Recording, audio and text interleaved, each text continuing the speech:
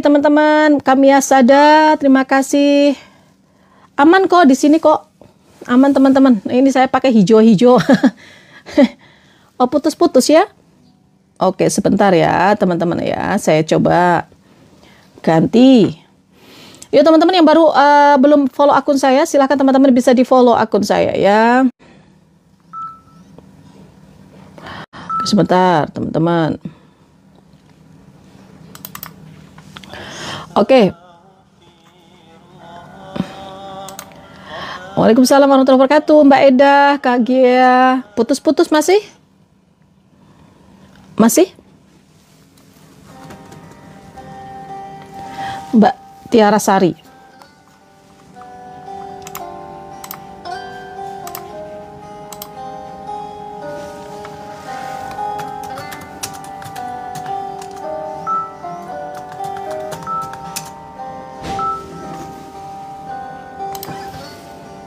Oh, putus-putus.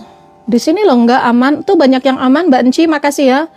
Mbak Lilis, matur nuwun, Mbak Nistiana Birin, Bunda Raffi. Pemalang ini baru sedikit yang masuk. Mbak Evan Putra, Kak John. Bismillahirrahmanirrahim. Assalamualaikum warahmatullahi wabarakatuh. Sahabat surgaku dimanapun berada. Ketemu lagi kita di pagi hari ini, sahabatku, di live yang kedua. Tadi pagi pakai muknah, iya. Tadi pagi pakai mukena untuk muhasabah, siangnya saya pakai baju yang ini aja ya, buat kerja aja. Saya kadang kalau di ruangan sendiri untuk kerja, ya kayak gini lah. Kan kita itu harus fresh gitu ya. Nah, kita harus menghargai diri kita. Nah, makanya kalau kerja teman-teman di rumah juga teman-teman kerja, pakai minyak wangi. Ya, pakai minyak wangi, karena gini teman-teman. Kita menghargai diri kita sendiri, kalau bukan kita siapa lagi? Makanya mandi, teman-teman pakai wewangian, pakai baju yang layak. Jangan teman-teman karena di rumah teman-teman itu acak-acakan ya, rambutnya nggak karu-karuan. Ya, itu membuat kita jadi nggak enak. Jadi bagaimana kita bisa menghargai diri kita? Jangan kita berharap dihargai sama orang lain kalau kita diri sendiri saja belum bisa mampu menghargai. Setuju nggak? Setuju nggak? Ya, kita berdoa dulu yuk. Bismillahirrahmanirrahim. Rabbi shrah li sadri wa yassir li amri wahlul 'uqdatam min lisani yafqahu qawli. Rabbi zidna ilman warzuqna fahma bi rahmatika ya arhamar rahim. Gak boleh pakai parfum sama suami? Ya jangan. Ya, jangan. Kalau misalkan gak boleh pakai parfum sama suami, jangan ya teman-teman ya. Jangan. Ya, tapi kalau saya teman-teman, kalau saya sendiri itu bisa membuat meningkatkan semangat ya. Mandi pagi itu beda. Misalkan mandi teman-teman itu fresh, itu sama aja kita itu apa? Membahagiakan diri sendiri. Benar nggak? Kalau makan itu berpengaruh kepada siapa? Orang lain atau kita? Kita. Ya kan? Nah, makanya kalau masih bisa makan, makanlah. Masih bisa merasakan nikmat makan, makanlah. Ya, masih bisa mandi. Sebelum dimandikan, ya, mandilah, hargai diri kita. Jangan sampai teman-teman ini menghargai orang lain, badan kita nggak karu-karuan. Kita menghargai orang lain, ya, tapi diri sendiri rapuh. Kita menyayangi orang lain, berkorban untuk orang lain, ya, badan kita sakit-sakitan, bekerja untuk anak-anak kita, bekerja untuk pasangan kita, untuk keluarga kita, kita bekerja untuk dia, kita berpikir untuk mereka, gimana anak-anak saya bisa makan, gimana saya bisa membahagiakan pasangan saya. Lah badan sendiri nggak dibahagiakan, ya, benar nggak? Ya kan? Jangan salah. Jadi kita menghargai diri kita sendiri, yaitu, ayo, ya, mandi, olahraga, semangat, pakai parfum mau kerja, kemudian pakai baju yang pantas. Ketika teman-teman itu melihat teman-teman fresh, bahagia, semangat nggak? Semangat, ya? Oke, semangat ya. Siapa di sini kalau sehari-hari sekarang pakai parfum? Anak-anak juga harus pakai parfum nih, biar semangat, ya, seger. Anak saya bau usam sekali, badannya nggak karu-karuan. Oke, biar wangi. Karena gini ya, badan wangi. Coba teman-teman kalau bau ketek gimana rasanya? Bau nggak enak? Enak nggak? Semangat nggak? Bangun tidur teman-teman, bangun tidur rasanya nggak karu-karuan. ya. Rasanya beda. Petani emang kenapa kalau petani nggak bau wangi? Petani bau wangi nggak masalah lah, ya. Tidak pede kalau teman-teman itu rasanya bangun pagi aja udah nggak enak, asem. Kalau petani pakai nggak masalah, ya. Sebenarnya nggak pakai parfum pun teman-teman, tetapi teman-teman tetap menjaga badan, ya, hargai badan. Oke? Yuk, Bismillahirrahmanirrahim. Kita akan membahas tentang ciri-ciri penyakit hati. Sahabatku, ketika kita hidup di dunia, kita membutuhkan yang namanya semangat untuk hidup. Bagaimana agar kita tetap semangat menjaga kehidupan kita? Salah satunya, hindari penyakit hati. Apa itu penyakit hati? Penyakit hati itu kolbun apa, teman-teman? Kolbun itu penyakit, kolbun itu hati. Penyakit hati itu apa? Coba jawab. Kolbun, penyakit hati itu apa? Kolbun. Yuk teman-teman, selamat datang yang baru hadir, silakan follow akun saya. Follow akun saya ya, teman-teman ya. Oke. Mohon maaf, Mbak Tanti. Mbak Tanti, apakah Mbak Tanti sudah pernah dapat hadiah dari muhasabah? Sudah dapat kenangan-kenangan dari muhasabah? Mbak Tanti jawabnya adalah kolbun maridun, betul. Ya, pertanyaan teman-teman nih, pertanyaannya udah dijawab sama Mbak Tanti. Yang paling atas. Mbak Tanti, udah dapat hadiah belum? Kalau belum, saya kasih mukenah ya. Silakan nanti bisa hubungi admin muhasabah. Ya, silakan Mbak Tanti, nanti kita kirim kenang-kenangan dari kita ya, nggak usah lihat mukenahnya seperti apa, insya Allah ya bermanfaat ya. Oke, masih ada teman-teman, kalau misalkan saya bertanya tentang materi saya, teman-teman jawab aja. Siapa tahu teman-teman paling atas dan mendapatkan keberuntungan ya. Mendapatkan keberuntungan, insya Allah. Oke, yuk. Penyakit hati. Kalau kita dimiliki setiap hari, maka kita tidak akan pernah tenang. Kenapa? Seperti orang sehat ketika kita hidup. Orang sehat ketika kita hidup, maka kita bisa beraktivitas. Bisa beraktivitas dengan tenang. Tetapi ketika kita sakit badannya, maka aktivitas kita akan terganggu. Betul ya? Orang-orang memiliki badan yang sehat, maka ketika dia itu menggendong anak-anak kita, dikasih beban yang berat, bisa kuat. Betul nggak? Teman-teman badan sehat, kemudian gendong anak, kemudian teman-teman gendong beras atau mikul beras, kuat nggak? Kuat. Kenapa? Karena badan sehat. Tapi kalau badannya sakit, maka dia tidak akan pernah bisa kuat kalau dikasih beban yang berat. Jangankan beban berat, beban yang ringan aja. Orang-orang yang sedang sakit, mau dia pejabat, mau dia memiliki senjata, mau dia suka fitness, kalau sudah sakit dia tidak memiliki kekuatan apapun. Tidur, tergeletak, kadang makan juga disuapin. Suruh megang sendok aja kadang gemetaran. Padahal sendok itu ringan, betul nggak? Itulah hati, sama dengan badan. Hati, memiliki hati yang sakit, suka marah-marah, dan segala macam. Nanti saya kasih tahu ciri-cirinya. Memiliki hati yang sakit, ketika dikasih sesuatu yang berat, jangankan sesuatu yang berat, yang ringan aja, dia itu tidak kuat. Dapat masalah sedikit aja, dia sudah marah-marah. Ya, karena dia memiliki penyakit hati yang namanya marah. Tapi kalau dia memiliki hati yang sehat, yaitu kolbun, apa? Ayo, kolbun apa hati yang sehat? Kebalikannya, jawab. Kolbun apa? Hati yang sehat itu kebalikan dari kolbun. Oke, terus lagi. Oke, ya.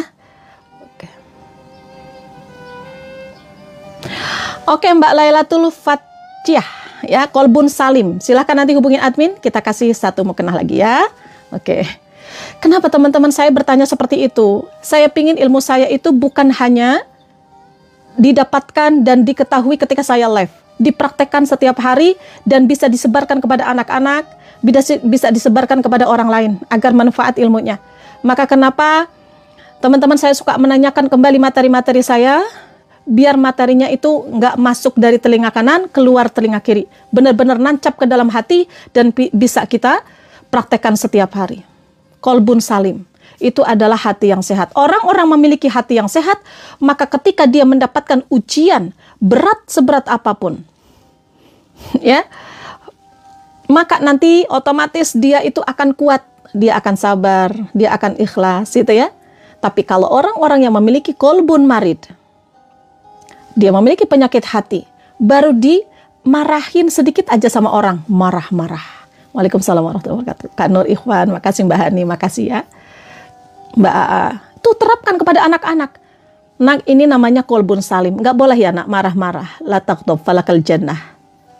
Oke. Ciri-ciri yang pertama orang-orang yang memiliki penyakit hati. Belum rezeki jawab terus tah. Ya, belum. Nggak apa-apa. Kan kita nggak tahu rezeki teman-teman itu ada di mana, kapan ya. Jawab aja, kalau saya bertanya jawab aja. Ya. Ciri-ciri yang pertama orang-orang memiliki penyakit hati dan dipastikan dia tidak akan pernah tenang hidupnya, yaitu marah-marah dan mudah tersinggung. Ya, orang-orang yang marah-marah, maka dia tidak akan pernah tenang hidupnya karena selalu tegang, otaknya tegang, ototnya tegang. Ya, bagaimana agar teman-teman itu tidak suka marah-marah? Kenapa bisa marah-marah? Kenapa sih orang bisa marah-marah? Kenapa? Karena dia tidak bisa menerima keadaan, itu salah satu penyebabnya. Udah jawab tapi belum rezeki, nggak apa-apa. Nanti banyak ya, nanti banyak sekali, insya Allah teman-teman ya, mukenah-mukenah yang akan kita bagikan. Mungkin ada tasbih ataupun sajadah di milad muhasabah, teman-teman ya, gabung milad muhasabah ya teman-teman ya. Oke, silahkan materi-materi saya diperhatikan, dilihatin. Di sana ada pertanyaan-pertanyaan tentang materi-materi yang sudah saya berikan. Siap-siap ya, tapi yang sudah dapat nggak bisa mendapatkan kembali. Jawab boleh, tapi kalau misalkan mendapatkan kembali nggak bisa, biar gantian ya. Oke, baik. Bagaimana agar tidak emosi kepada anak? Perhatikan baik-baik sahabatku. Baik, saya jawab ya. Begini teman-teman. Orang-orang marah-marah, kenapa? Karena dia tidak bisa menerima keadaan. Tidak bisa menerima keadaan. Keadaan dimarahin sama saudara, keadaan anak itu bikin kesal, kemudian pasangan bikin kesal, atau mungkin ditagih-tagih, atau mungkin dalam tekanan. Ketika tidak bisa menerima keadaan itu, maka dia marah. Betul nggak? Betul nggak? Maka ketika marah, suruh sabar. Tahan, maka sabar itu menahan segala sesuatu yang kita tidak suka. Sabar, itu namanya sabar. Maka bagaimana pun caranya agar kita tidak marah? Terima dulu keadaannya dan sabar. Innallaha ma'asabirin. Allah bersama orang-orang yang sabar. Dan orang-orang yang sabar maka dia akan mendapatkan kegembiraan. Orang-orang, makasih Kak Gibran, Mbak Lailatul, makasih ya. Orang-orang yang sabar dia akan gembira. Kenapa? Dia bisa menahan, dia tenang, ditagih, dia tenang, dimarahin sama orang, dia tenang, bisa menerima keadaan, tidak bisa dinilai sama orang lain, tidak marah-marah. Marah-marah itu capek loh teman-teman. Bener, marah-marah itu capek, ininya capek, sakit ini. Otot itu sakit. Yuk, bagaimana caranya agar kita bisa menghilangkan kemarahan-kemarahan kita? Enggak menghilangkan sih, enggak. Minimal mengurangi agar kita hidup tenang. Setuju ya? Masya Allah, dari Aceh, siap, makasih ya. Yuk, silahkan teman-teman. Terapinya seperti ini aja dulu. Ingat ya, orang marah itu, dia biasanya tidak bisa menerima keadaan. Banyak masalah, banyak ujian, banyak kerjaan rumah, anak-anak belum mandi, pasangan bikin kesal. Ya, tidak bisa menerima keadaan. Yang dipikirkan sama dia adalah apa? Masalah dan masalah yang dipikirkan sama dia. Akhirnya dia marah-marah karena menganggap bahwa masalah dia lebih banyak ya daripada kenikmatan yang Allah berikan. Maka pertama kali yang harus teman-teman lakukan adalah yuk latihan bersyukur biar tidak selalu marah. Lagi marah kepada anak-anak, suka marah kepada anak-anak, syukuri anak-anak kita sehat. Coba anak-anak maaf. Mau anak-anak yang saat ini pemabok, maaf sekali teman-teman, yang sabar, yang kuat ya. Ada anak-anak yang saat ini susah lagi sholat. Teman-teman marah-marah. Teman-teman coba kalau dia tiba-tiba sakit. Orang tua melihat anak sakit, mau gimana pun keadaan anak-anak kita teman-teman. Kita itu sedih, benar nggak? Mau anak-anak kita seperti apapun anak-anak kita. Ketika anak-anak kita sakit, maka kita itu akan rasanya sakit sekali. Jangankan kayak gitu, anak yang biasa bikin kesal kadang bikin orang tua nggak sabar, tiba-tiba meninggal dunia, kehilangannya kayak apa? Coba. Maka syukuri apa yang Allah berikan ke dalam kehidupan kita. Walaupun masalah itu ada dalam kehidupan kita, maka jangan fokus kepada masalah, jangan fokus kepada ujian. Saya dulu memiliki hutang 3,8 miliar, porak-poranda kehidupan saya. Dicaci maki, ditagih-tagih, ya. Anak kena penyakit ginjal, luar biasa. Dipermalukanlah, ditinggalkan sahabat, nggak banyak percaya orang pada saya. Hancur lebur hati saya pada waktu itu, tapi saya terus bersyukur karena saya masih diberikan kesehatan pada waktu itu, saya bisa merubah kehidupan saya lebih baik.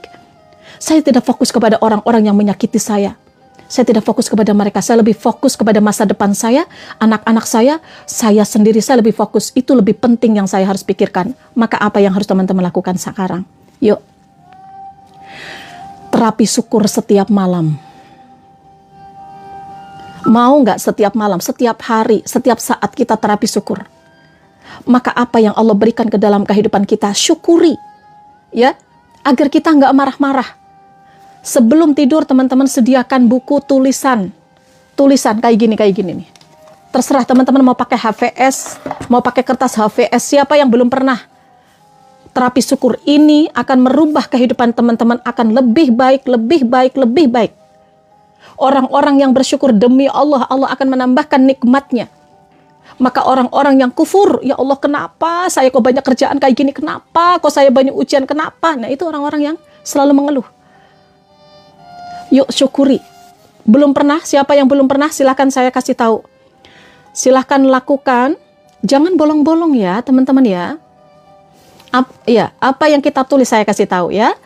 Silahkan teman-teman boleh beli buku kayak gini dimanapun, tapi nggak usah beli buku pun nggak masalah. Pakai kertas HVS dipotong jadi 4, ya teman-teman, nggak usah fokus teman-teman beli, tapi yang jangan ada garis, jangan ada garisnya, ya perhatikan.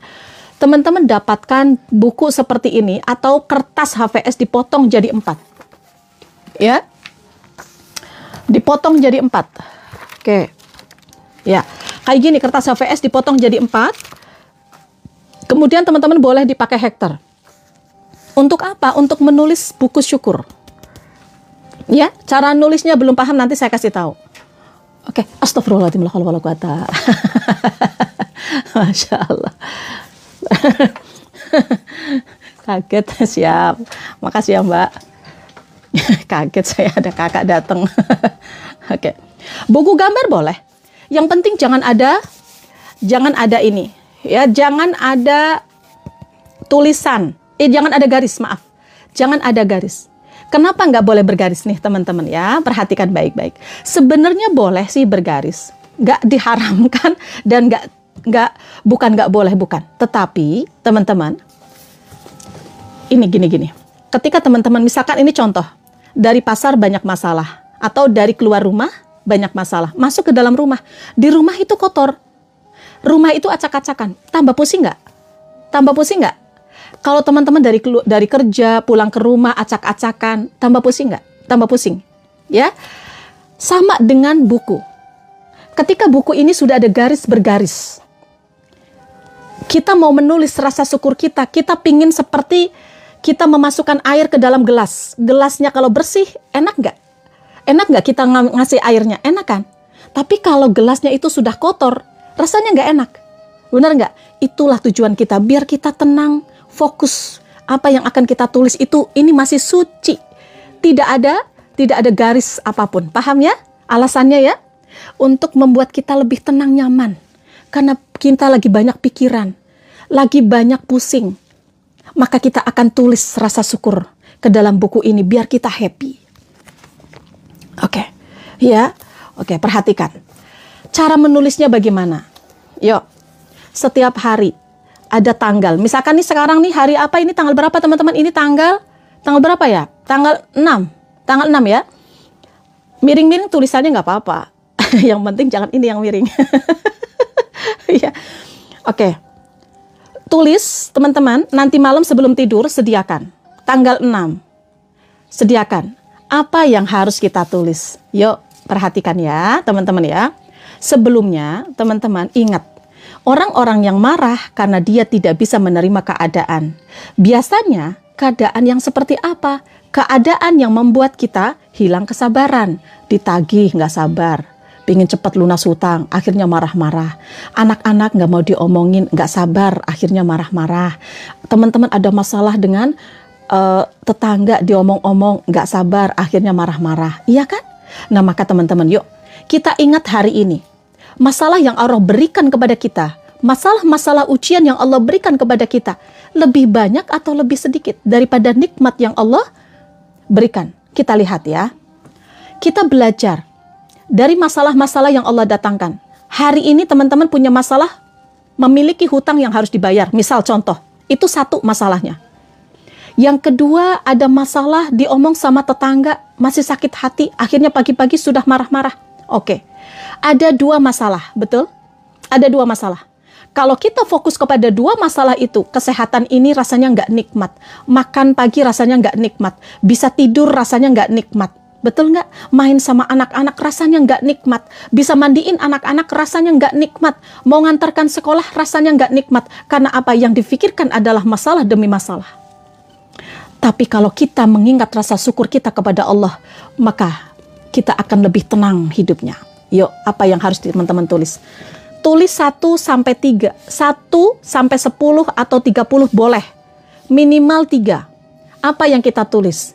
Yang kita tulis adalah apa yang Allah berikan ke dalam kehidupan kita hari ini. Apa yang Allah berikan ke dalam kehidupan hari ini. Apa yang pertama? Alhamdulillah, ini cara nulisnya ya. Nomor 1.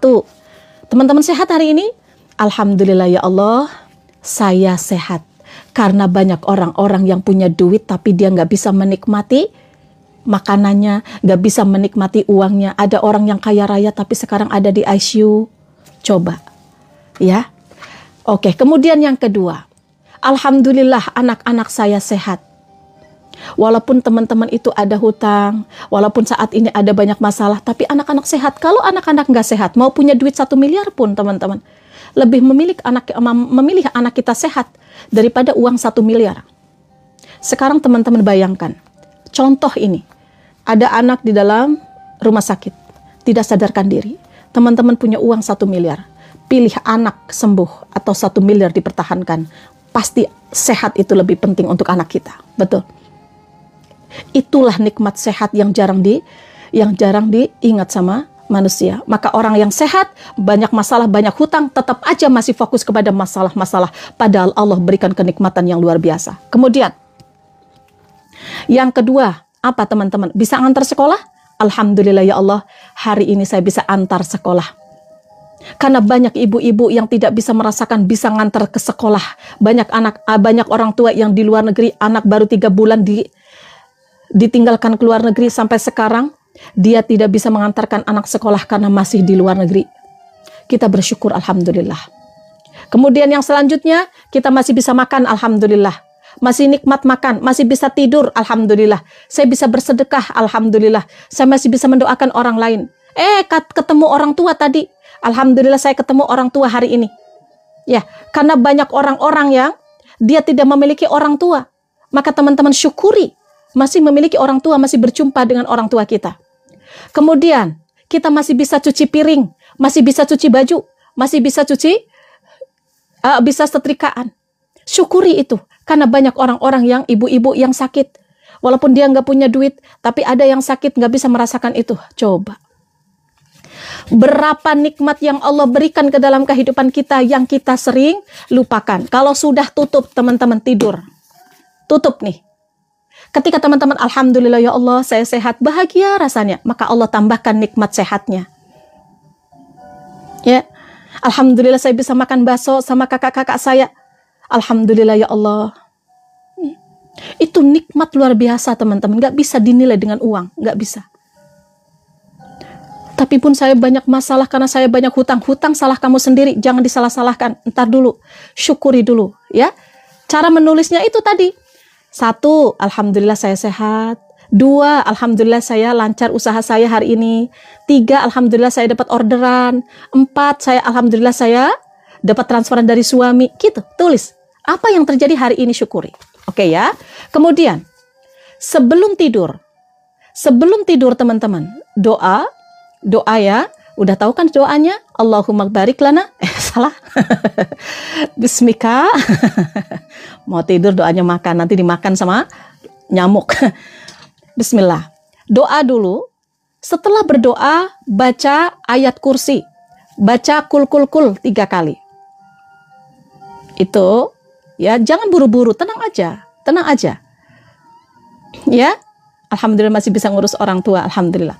Kemudian setelah itu perhatikan ini. Setelah kita itu berdoa, kemudian teman-teman, ini terapi biar teman-teman itu nggak gampang marah-marah. Ketika mau tidur, yuk. Siapa di sini yang belum pernah ayat kursi 3 kali, kul 3 kali, ya. Setelah itu teman-teman coba, siapa di sini yang belum pernah berterima kasih kepada badan kita? Siapa yang belum? Yang belum pernah ketik belum, yang belum pernah ketik belum, yang meminta maaf kepada badan kita, yang meminta maaf kepada tubuh kita. Ada yang belum pernah ketik belum? Yang belum pernah ketik belum? Ya, silahkan. Biar teman-teman, kan ini ciri-ciri penyakit hati. Yang pertama adalah marah. Biar kita bisa terhindar dari kemarahan, yuk kita terapinya seperti ini salah satunya. Digabungkan dengan terapi syukur, ya, terapi maaf. Boleh nggak apa-apa, ayat kursi 1 pun nggak masalah. Oke, teman-teman udah? Belum pernah ya? Perhatikan yang belum pernah. Kalau teman-teman belum pernah berterima kasih kepada badan, ketika mau tidur, teman-teman bilang kayak gini, terima kasih. Hai badanku, terima kasih ya. Terima kasih untuk hari ini. Ingat ya, sahabatku, yang paling setia dengan diri kita adalah diri kita sendiri yang sering kita lupakan. Kita sering berkorban untuk orang lain. Kita menghargai orang lain. Kita mencintai orang lain. Menghargai orang lain. Sampai kadang kita korbankan hati kita untuk orang lain. Berpikir bagaimana anak-anak kita bisa bahagia. Berpikir agar orang tua, pasangan kita bisa bahagia. Tapi badan ini rapuh. Badan ini teman-teman, itu dikorbankan. Ada yang kayak gitu? Ada. Banyak sekali. Saya lelah pun. Selama ini bertahun-tahun saya berkorban untuk orang-orang yang saya sayangi. Tapi mereka tidak peduli kepada saya. Itulah. Maka pedulikan diri kita sendiri. Siapa yang mempedulikan? Kita sendiri. Kita yang harus peduli kepada diri kita. Kalau bukan kita yang peduli kepada diri kita, siapa? Mereka. Jangan berharap dari orang-orang yang pernah kita bantu, yang pernah kita korbankan diri kita untuk mereka. Mereka bisa memberikan sesuatu sesuai dengan keinginan kita. Enggak. Makanya teman-teman, kalau memberikan sesuatu kepada mereka, tulus. Tidak berharap apapun dari mereka. Tulus.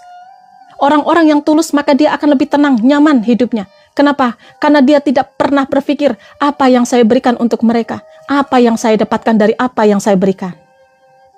Dia tidak akan berpikir apa yang akan saya berikan dari apa yang saya berikan. Apa yang saya dapatkan dari apa yang saya berikan kepada anak-anak saya, kepada pasangan.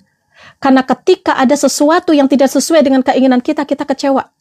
Maka kita jadi orang yang tulus. Orang yang tulus tidak berharap. Berharapnya hanya Allah saja. Ya, oke. Berterima kasihlah kepada badan. Hai badanku, terima kasih ya. Karena kamu telah menemani kehidupanku sampai hari ini. Maafkan aku ya diriku. Kalau aku selama ini belum bisa menjaga badanku sendiri. Maafkan. Makasih ya Kak Ardian. Teman-teman silakan follow akun saya. Lihat VT-VT saya, di-share-share teman-teman ya. Terima kasih teman-teman yang sudah mengikuti Kak Syafitri. Terima kasih ya yang sudah mengikuti saya. Terima kasih. Jangan lupa diklik tombol loncengnya agar ketika saya live, teman-teman mendapatkan notifikasi. Kita juga ada muhasabah pagi. Biasanya nangis-nangis di sana. Meminta maaf kepada diri sendiri. Ya, membaca Al-Fatihah untuk diri kita. Silahkan teman-teman bisa ikuti live muhasabah jam 5.30, membaca Asmaul Husna, membaca sholawat nariyah dan doa bersama diaminkan ribuan orang yang ada di sana, jamaah-jamaah muhasabah. Silahkan datang ya. Kita akan sama-sama memperbaiki diri. Ya, bismillah. Teman-teman. Kemudian apa? Minta maaf kepada badanku. Maafkan aku ya. Ternyata selama ini aku tidak bisa menghargai diriku sendiri. Otak, mau tidur aja masih disuruh mikir. Mbok yang ngasih otak itu disuruh tidur dulu gitu loh. Setiap hari otak kita disuruh mikir, apa ya nggak kasihan sama otak kita? Dia selalu setia berpikir untuk masalah-masalah kita, tapi nggak ada terima kasihnya kita.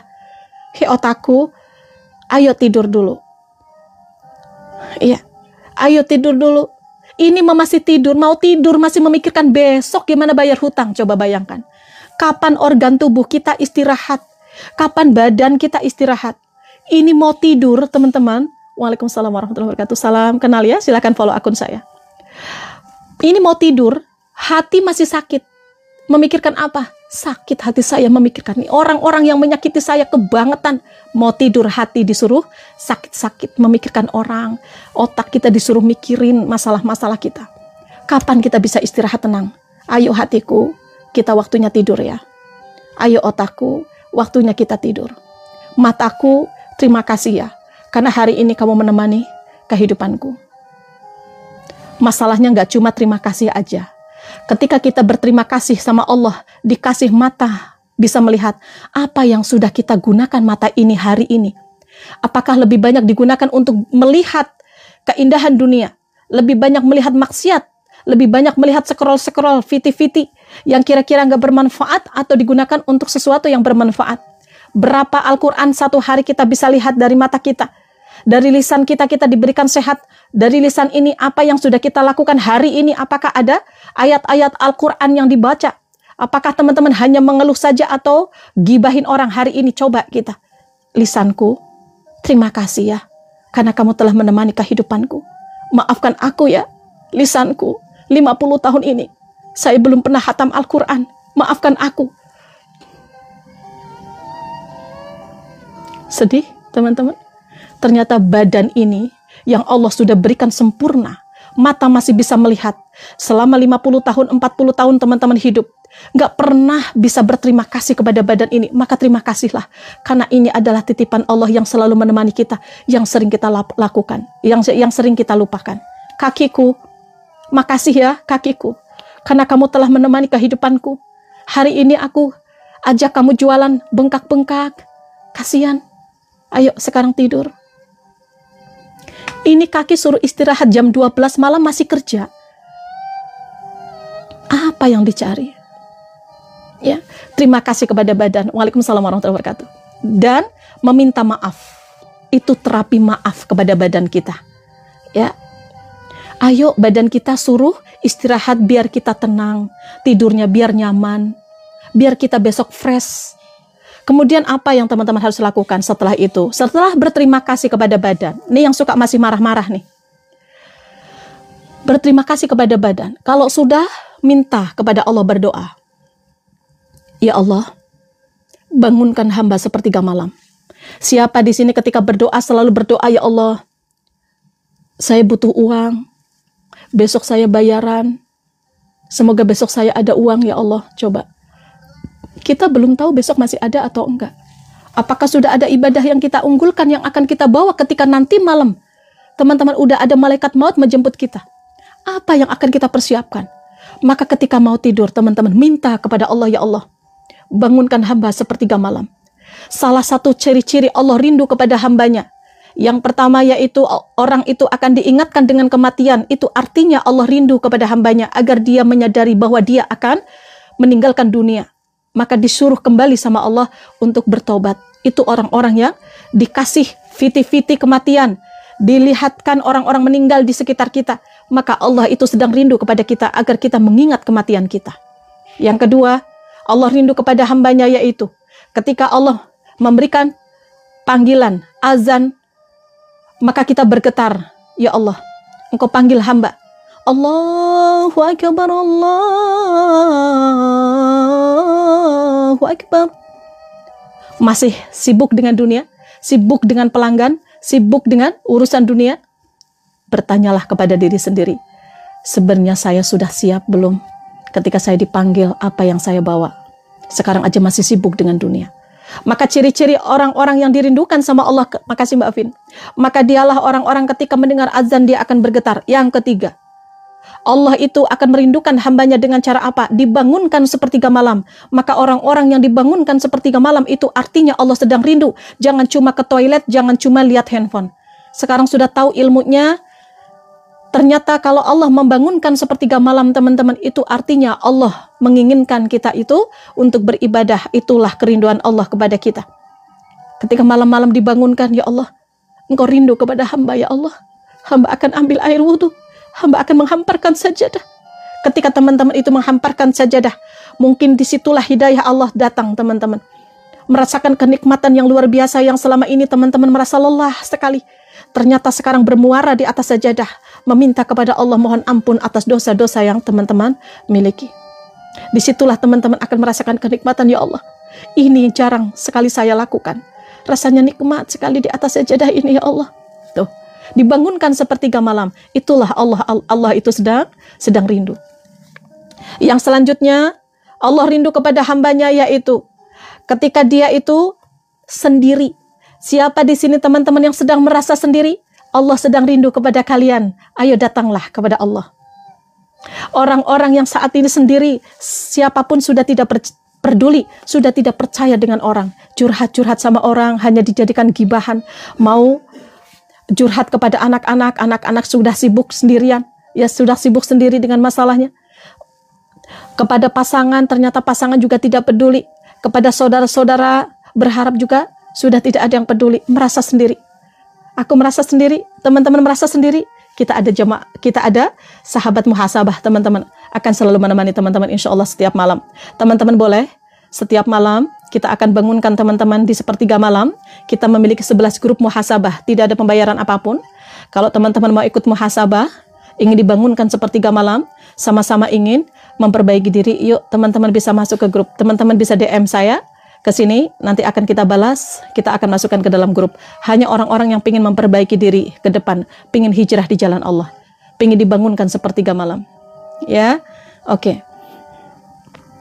Kemudian, yang selanjutnya, Allah rindu kepada hambanya, yaitu didatangkan media sosial, live-live yang berhubungan tentang keagamaan. Salah satunya, teman-teman ada di sini, itu sudah ciri-cirinya, Allah sedang rindu. Mungkin teman-teman saat ini sedang banyak hutang. Saya dulu memiliki hutang 3,8 miliar. Teman-teman mungkin pernah saat ini teman-teman sendiri. Maka Allah datangkan teman ribuan orang. Teman-teman mungkin saat ini sedang menangis. Karena teman-teman itu nggak ada yang peduli. Kita akan peduli dengan doa-doa tanpa memandang siapapun diri teman-teman.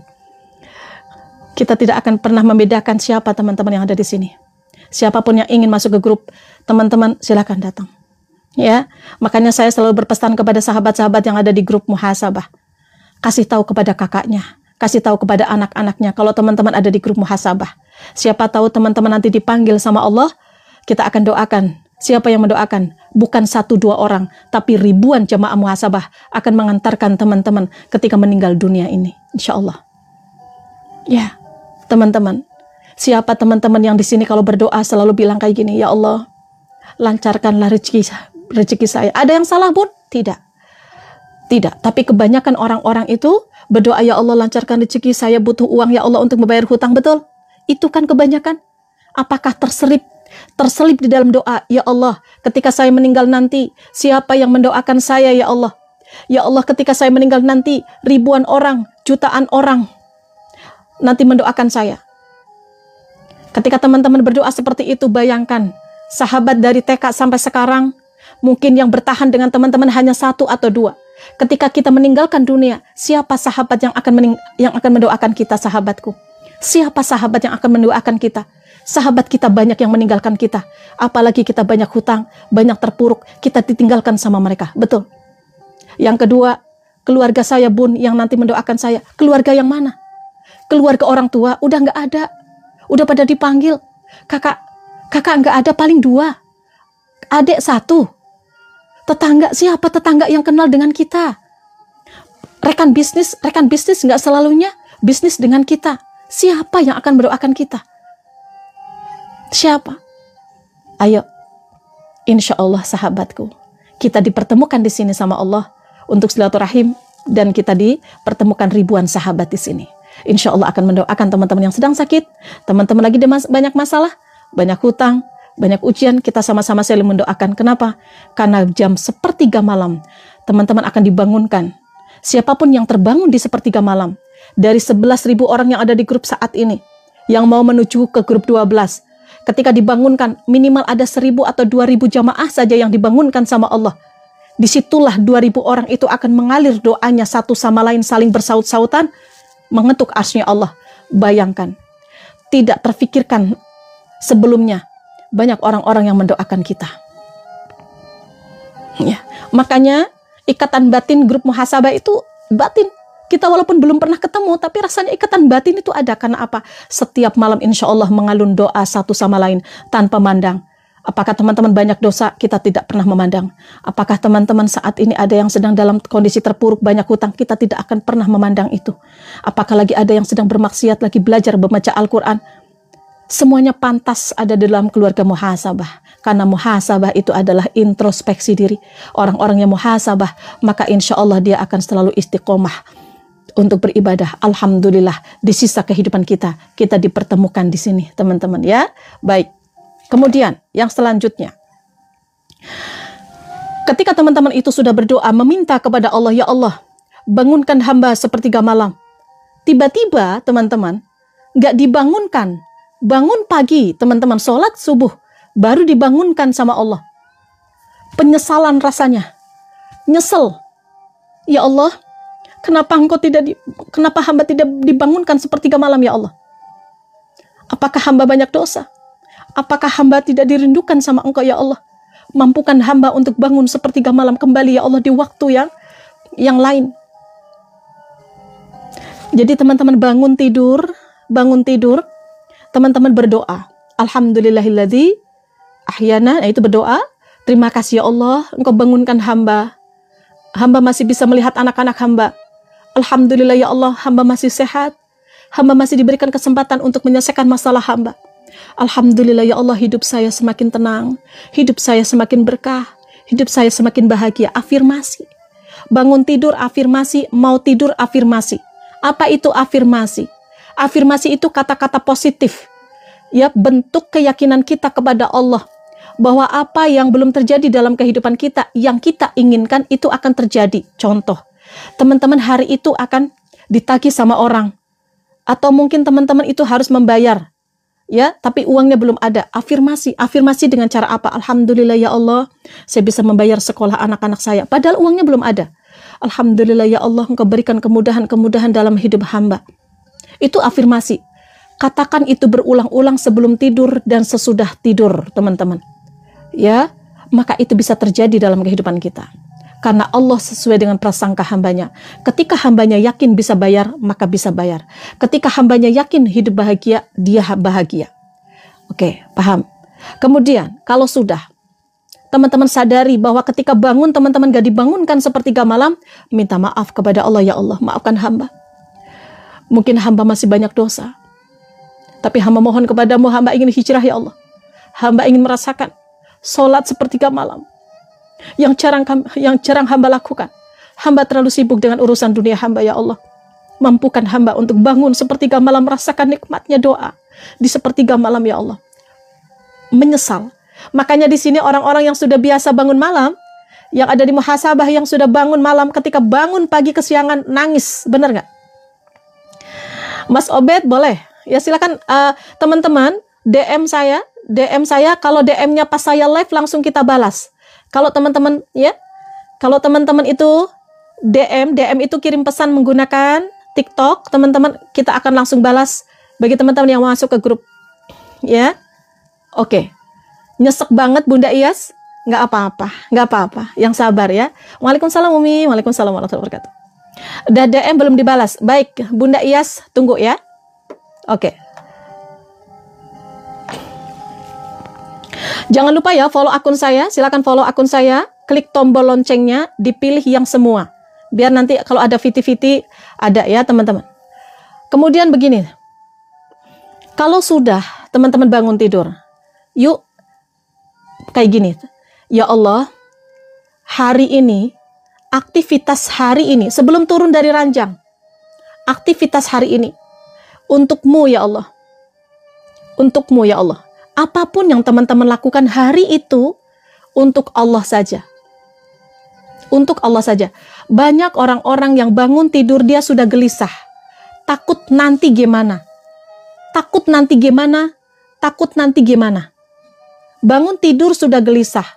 Ketika teman-teman bangun tidur yang dimikirkan masalah, maka dia tidak akan pernah tenang. Yang tadi bilang katanya suka marah-marah sama anak, perhatikan.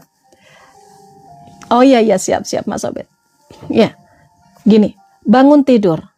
Maka teman-teman lakukan aktivitas niat untuk Allah.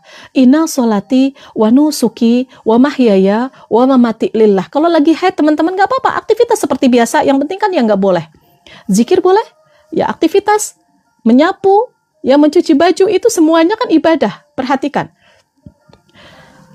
Jangan sampai pagi-pagi teman-teman itu gak semangat gara-gara pikiran teman-teman sendiri. Karena gak menerima keadaan. Ya. Ini ada orang-orang yang pagi-pagi itu suka dibikin-bikin masalah sendiri. Sebenarnya masalah itu bisa diselesaikan. Contoh, bangun tidur, anak-anak nangis kesal. Kemudian belum cuci piring kesal, belum cuci baju kesal, banyak kerjaan kesal. Karena apa? Merasa sendiri, merasa apa-apa sendiri. Ada orang tua yang kayak gitu. Ada yang ada masalah sama orang tuanya, akhirnya anak jadi masalah. Sahabatku, sedikit pun yang kita lakukan kebaikan kita itu Allah itu tidak pernah tidak melihat. Dan itu akan menjadi kebaikan-kebaikan dan akan menjadi pahala. Ya, akan menjadi pahala. Perhatikan baik-baik. Ya, semua itu akan menjadi pahala. Apa yang kita lakukan? Ini ibadah, itu ibadah. Di mana-mana ada ibadah. Ya, ngurus anak ibadah, mandiin anak ibadah, antar sekolah ibadah, cuci piring ibadah. Untuk siapa? Semuanya itu jadi ibadah. Untuk siapa? Bagi yang beriman semua jadi ibadah. Ya, ya. Menerima tamu, penagih ibadah, menyelesaikan masalah ibadah. Semua jadi ibadah. Makan ibadah, apapun ibadah. Tapi bagi orang-orang yang sudah marah-marah, yang dia tidak bisa menerima keadaan itu, maka dia tidak akan ingat bahwa apa yang dia kerjakan itu nilai ibadahnya ada. Ketika kita itu melakukan ibadah, apapun yang kita lakukan, Allah kasih pahala. Maka ingat janji-janji Allah. Apa yang kita lakukan, nidurin anak, pahala, nganterin anak, pahala. Maka jangan sampai teman-teman pagi-pagi, saking sibuknya teman-teman, anak numpahin gelas aja. Anak numpahin gelas karena ibunya lagi banyak masalah, dimarahin tuh. Bener nggak? Ada nggak? Lihat, kita harus belajar dari anak-anak kita, sahabatku. Jangan egois menjadi orang tua. Anak-anak kita walaupun dia anak kecil, tapi kita bisa mengambil pelajaran dari mereka. Anak-anak kita ketika kita marahin, dasar kamu ini anak nakal. Ini sudah dibilangin suruh jangan mainan air, tuh kan jadi tumpah tuh. Padahal airnya sudah tumpah, tinggal dibersihkan, beres. Ini mah karena dia marah kepada anak karena memikirkan ada masalah dengan pasangan, nanti mau bayar tapi belum ada uang, betul nggak? Coba. Ketika teman-teman marah kepada anak-anak, jangan sekali-kali mengucapkan kata-kata yang negatif. Dicewerlah dia, bilang anak-anak susah diurusin, bilang anak-anak susah diomongin, bilang anak-anak nakal, maka itu akan terjadi. Salah satu doa yang dikabulkan sama Allah adalah doa orang tua kepada anaknya. Maka jangan heran ketika dia besar, mungkin susah diomongin, karena waktu kecil suka dibilang-bilang, kamu memang susah diomongin, itu jadi doa. Hati-hati. Hati-hati teman-teman. Apa yang harus kita lakukan? Nih caranya. Ketika teman-teman itu marah dengan keadaan, marah diomong-omong, marah ditagih sama orang, marah anak-anak kita, bikin kesal. Yuk, bismillahirrahmanirrahim.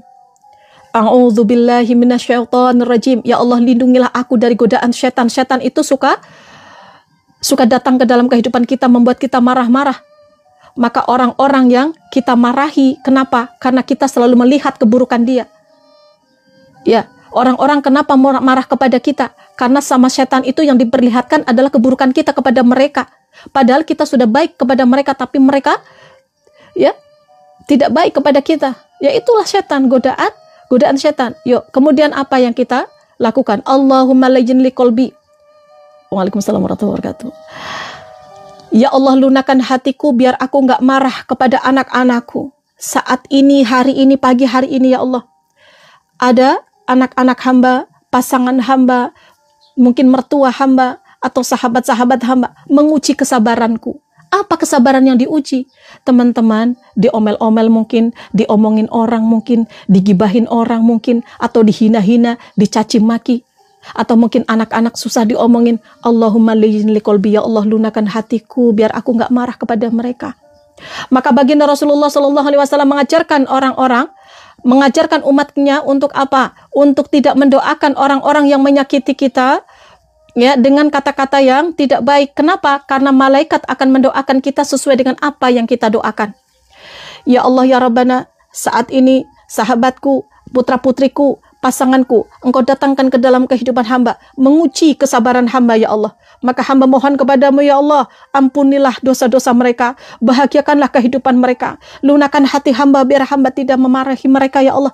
Tidak ada rasa penyakit hati yang ada dalam diri hamba. Ya Allah ya Rabbana, jika mereka saat ini ada yang sedang sakit, sembuhkanlah.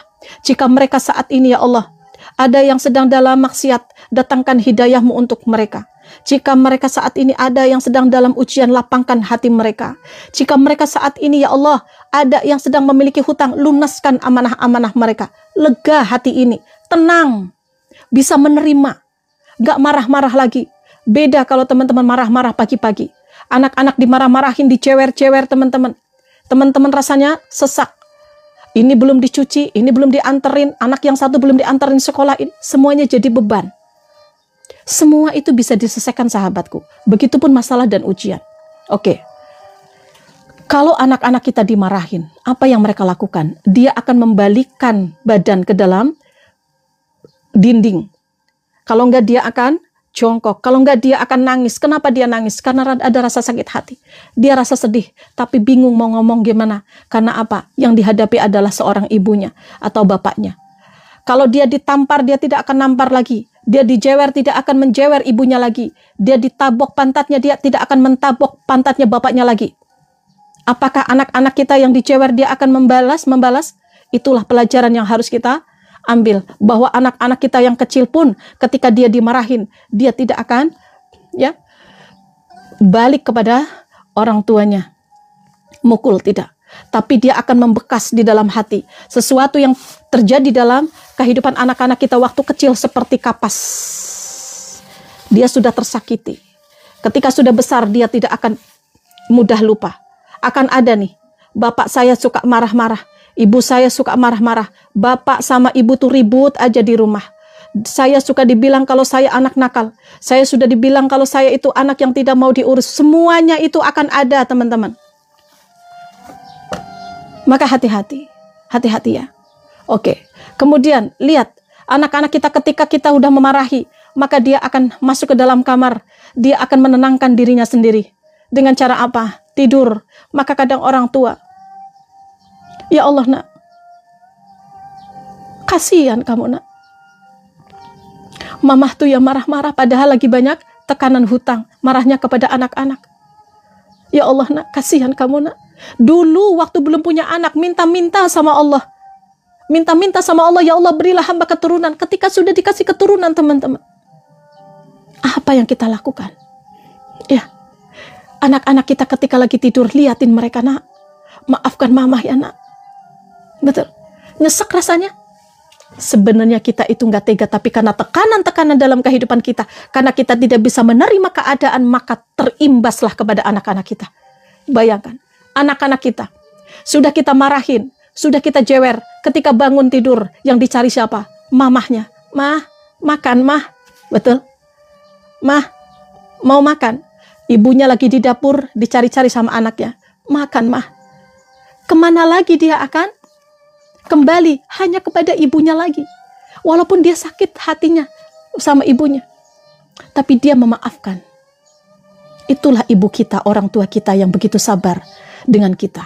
sahabatku. Begitupun kita dengan anak-anak kita. Yuk, hilangkan kemarahan-kemarahan ini kepada anak-anak kita. Karena anak kita itu diminta kepada Allah. Maka kita gunakan apa yang Allah titipkan ke dalam kehidupan kita untuk ibadah. Ya, sahabatku, sedih kan? Ibu, kaulah wanita yang mulia, derajatmu 3 tingkat dibanding ayah. Ibu, kaulah wanita yang mulia, derajatmu 3 tingkat dibanding ayah. Ya, itu. Maka teman-teman, ciri-ciri penyakit hati yang pertama itu marah. Marah itu bisa kemana-mana. Ya, jadi akan berimbas kemana-mana. Yuk teman-teman, jaga kemarahan-kemarahan kita. Jadi kalau kita mau marah, Allahumma layyin li qalbi. Oke, teman-teman, ada kurang lebih 9 penyakit hati. Saya bahas satu aja itu sudah 2 jam, teman-teman. Besok kita bahas lagi yang kedua, ciri-ciri penyakit hati yang kedua, yaitu apa? Apa penyakit yang kedua? Labil, tidak stabil, putus asa, merasa bahwa dia sendiri, putus asa, ibadah ini salah, ngelakuin ini salah. Besok kita akan bahas jam 9 pagi atau jam 9.30 lagi. Teman-teman, kita akan bahas kembali tentang penyakit hati. Penyakit hati yang pertama yaitu